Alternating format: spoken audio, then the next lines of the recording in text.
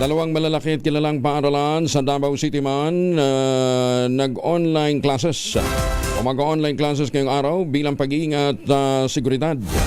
Ano-ano yan? Alamin natin mula kay Jun Soter mula sa Action Radio Davao. May butag ni mo, Jun.